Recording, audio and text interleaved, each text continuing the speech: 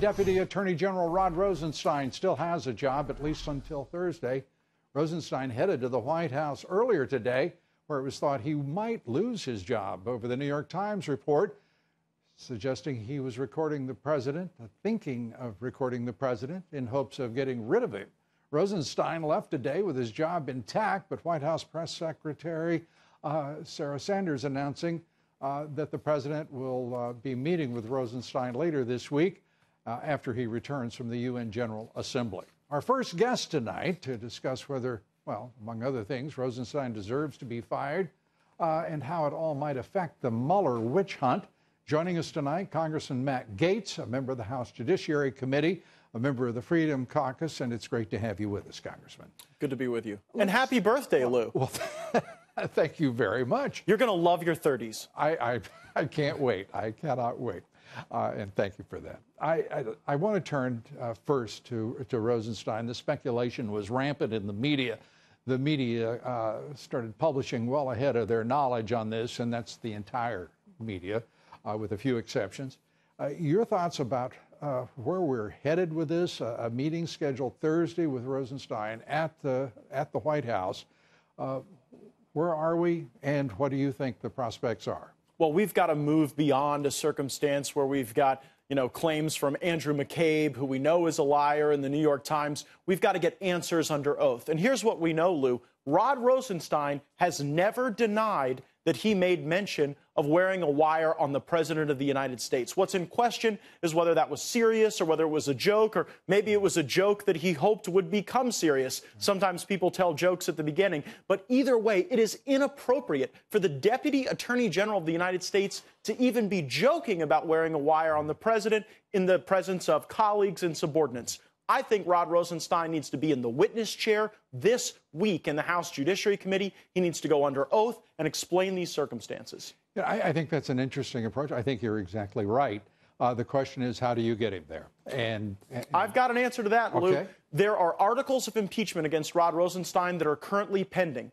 Any member of Congress can call those up, and they have to be dealt with within 2 days. If our leadership and will not put Rod Rosenstein in that witness chair so the American people can get answers, Mark Meadows and I are prepared to call up his impeachment and force a vote. That would keep Congress in session, potentially for a few extra days. The leadership wants to send us all home to campaign, but this is important. It goes to the foundation of the institution of the presidency, and if we don't get answers, we might start demanding votes. Demanding votes, amongst those votes, perhaps a motion to vacate as well, to move your speaker out of that office that he resigned at the beginning of the year. Well, look, I just want to get answers on what's before us, Lou. And look, our leadership has an obligation to the institution so that we can perform our oversight. And in the absence of documents and witnesses, we're all just talking heads on TV, and the American people deserve more. That's why Chairman Mark Meadows and I are demanding Rod Rosenstein this week under oath. And if it turns out that he was joking about these things and laughing about them, my hope would be that President Trump wouldn't have to fire him, that John Kelly would fire him, because any chief of staff should not tolerate that type of behavior in the administration. There are two names suddenly. There is John Kelly, the chief of staff, and there is Rod Rosenstein, Deputy Attorney General, both whose names keep being associated in stories that is not flattering to either the president or to themselves. And this also should not be tolerated. Enough is enough. There is a level of decorum and respect for the dignity of this president and his office that those types of behavioral outbursts from either of them should end. Well, and you wonder why there is this feeling where resistance can be allowed inside the administration. If you've got the Deputy Attorney General joking about destabilizing the presidency, that is precisely the ecosystem that allows people to frustrate the will of this president that we're talking about each and every day. The president moving the country forward, locking up successes, scoring wins, and he's doing it despite the fact that people in his own administration are undermining him. And despite the leadership of his own party, who in many cases have been undermining him. And I want to turn to right now, Judge Kavanaugh, who has, I've seen smear campaigns throughout covering politics for many years.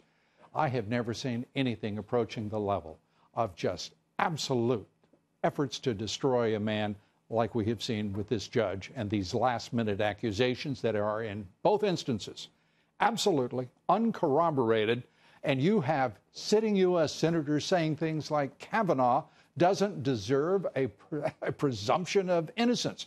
I think there ought to be an investigation. I agree with the Democrats. It ought to be an investigation of the Democrats on that Judiciary Committee who are carrying out this politics of destruction against Judge Kavanaugh. Well, we don't know the facts, but here's what we do know, Lou. If these people are lying about Kavanaugh, they wouldn't provide a date so that he can't have an alibi. They wouldn't provide details that he could refute. They wouldn't provide witnesses that can be challenged. And so if Brett Kavanaugh is not confirmed to the Supreme Court, then we live in a country where the accusation functionally is the conviction. That is counter to all of our views on due process and people's right to confront their accuser and get the facts on the table. Brett Kavanaugh should be owed that courtesy and that opportunity. And my suspicion is that Brett Kavanaugh is going to equip himself very well in categorically denying these events.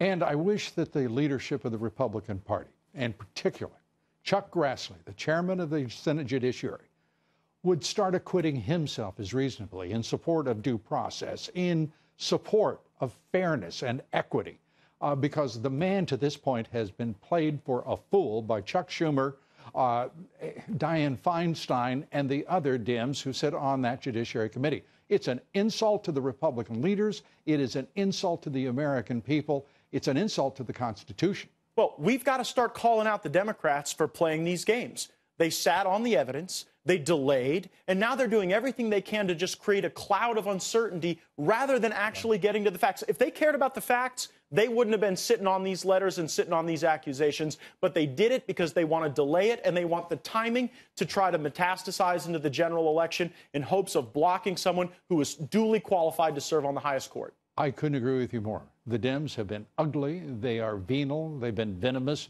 and uncaring of either tradition, values, or, as I said, the Constitution.